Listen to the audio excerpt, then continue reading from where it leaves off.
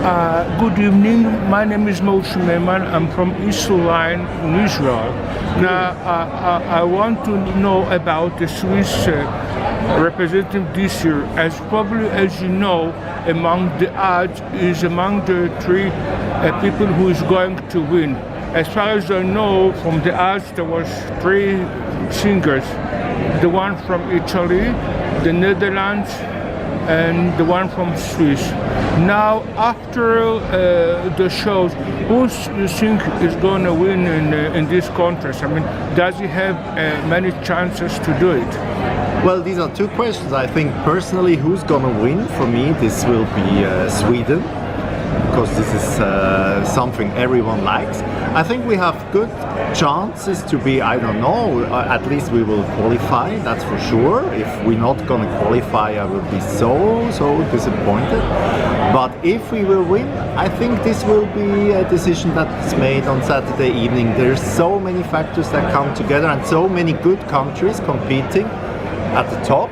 So if we would win, it would be a dream for me, but I don't know if we really would. You know, the Netherlands already have, we call it plans, you know, in case the representative is going to win, they know already the hall is going to be.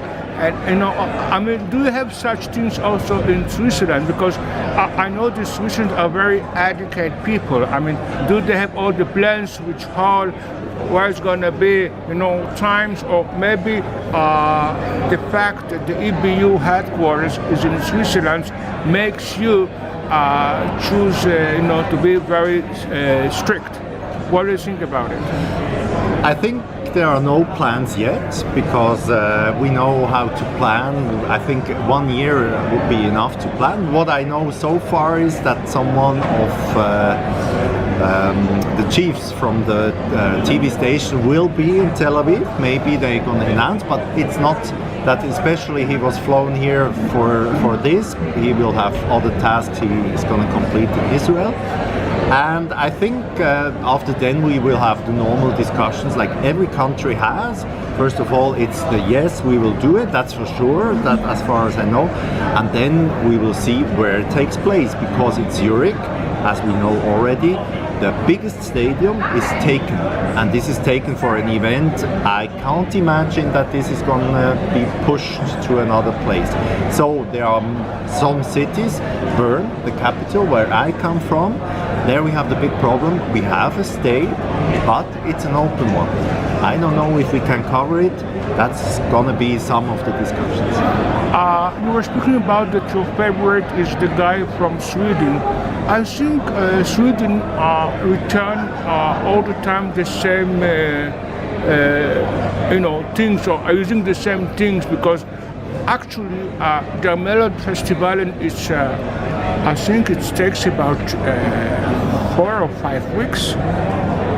Or even more. Six shows, yes. Six shows. And I think a show it's every week, and I think it's including the second stage. I mean, don't you think it's retiring and too much? Because, and also, I mean, the first 2 songs is going to the final. Then song number 3 and song number 4 is going to the second chance. Don't you think that it's very retiring? And I was surprised that many countries are trying to adopt the Swedish formula. What do you think about it? I think what Swedish TV stations do is just great, because when you see what value has the Eurovision Song Contest in Sweden, I remember when you have been in Stockholm, you had the accreditation, and everyone was speaking with you. So in Switzerland you would have the accreditation, they even don't know exactly what Eurovision is. So I like it that it's huge, and as far as I could understand, in Sweden it's a privilege to make Eurovision. When I compare this to Switzerland, in Switzerland we have competing in the pre-selection of Eurovision. This is something really risky, because Eurovision is not something people see as a good thing. So lucca Hanni was convinced that this selection is completely closed. No one knew that lucca Hanni and others, I guess, are in this selection.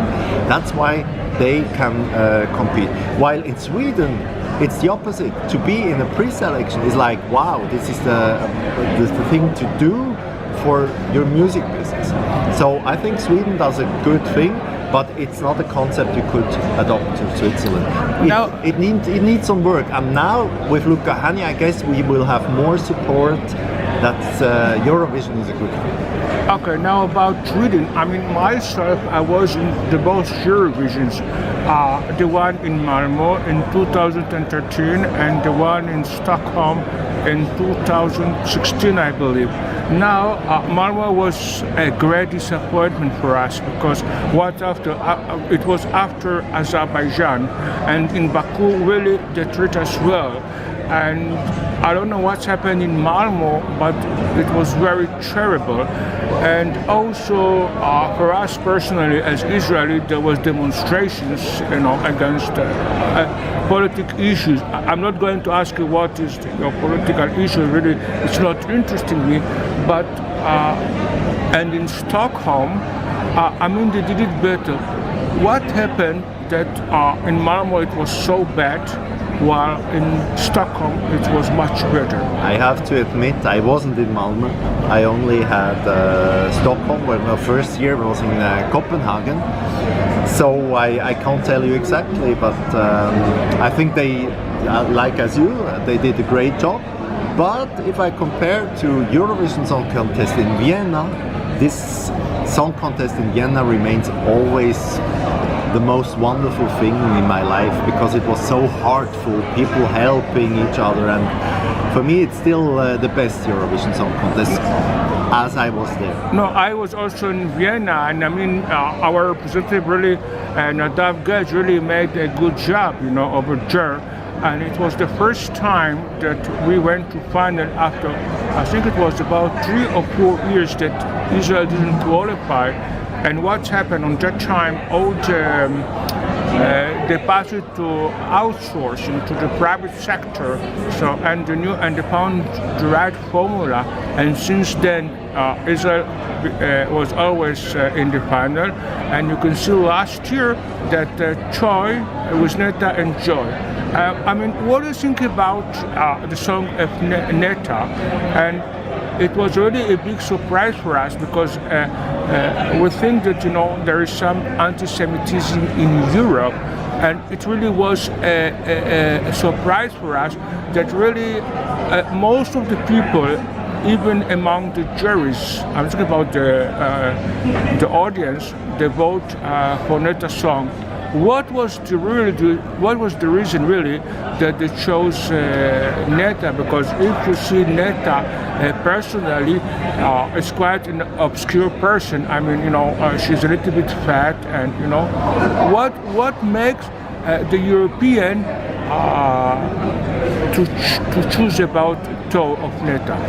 I would mix a lot of anti-Semitism and such things, because I think people nowadays are choosing songs because they're good. And I think Neta, she's let's say a crazy bitch. Yeah, sure. And the song is crazy. It's outstanding. When I first heard this song, and I really can say, I said this is a winning song. Like I heard Måns Zelmerlöw, I was sure he's gonna win. It had something catchy. And well, personally I like Israel, and I would love if some days Russia could win as well, because I don't have something against Russia. But as you say, it's maybe this when Eurovision you can't say it's not about politics. So it has always this aspect. And therefore, the question is, will Russia ever win? Because the jury may give less points because of Russia is... About Russia, there's rumors that actually they bought the win in 2008 in order they will host it in 2009 in Moscow. And I know they have some problems with the gays issues, but they wanted by hook and by crook to win the contest in 2008 in Serbia, in order that they will win. They will host it in Moscow. and I think they play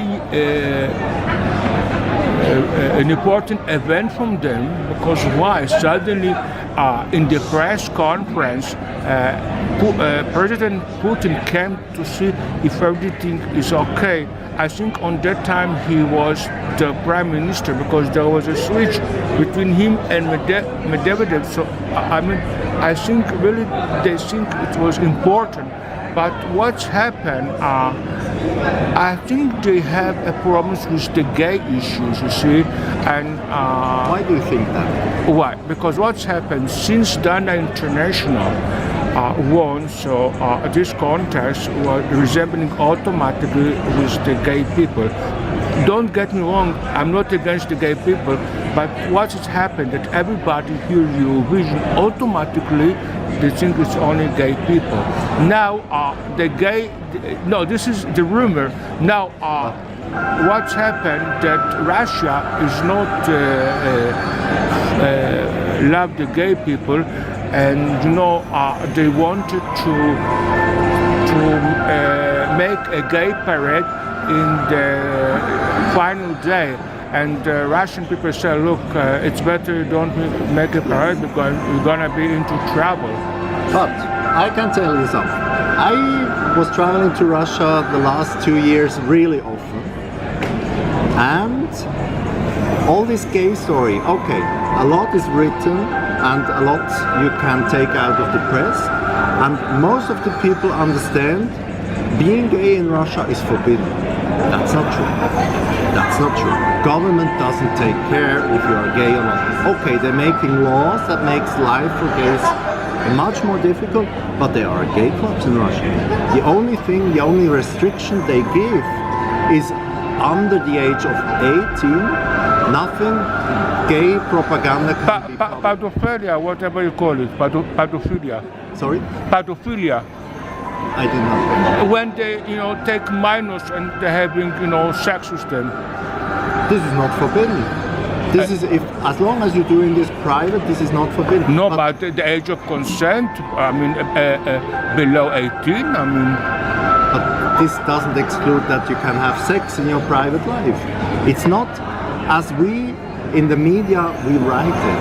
It's completely different. But take Uzbekistan. There's a different situation. You can be killed because you are having sex.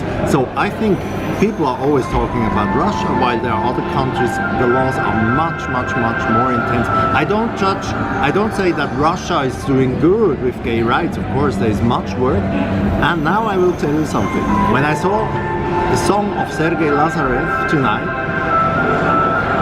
I had the impression this is a statement about coming out.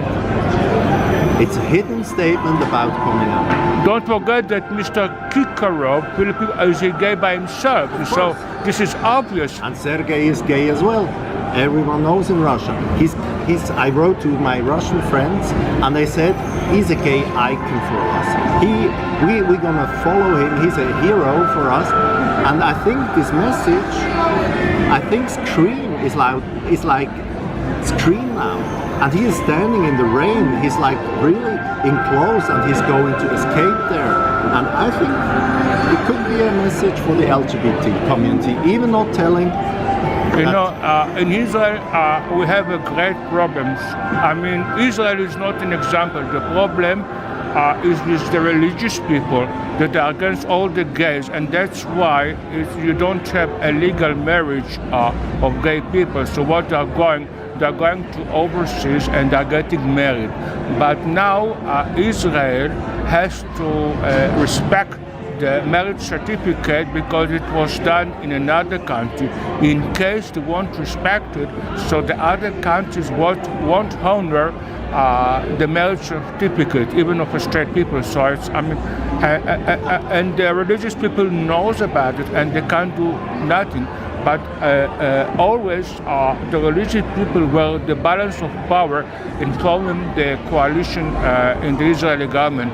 That's why there's no advancement. But Tel Aviv is really completely free town, and we have. People can go do whatever they like. They have a gay saunas. They have everything. But we say it's hidden. I mean, I'm not asking what you're doing tonight. It is your problem.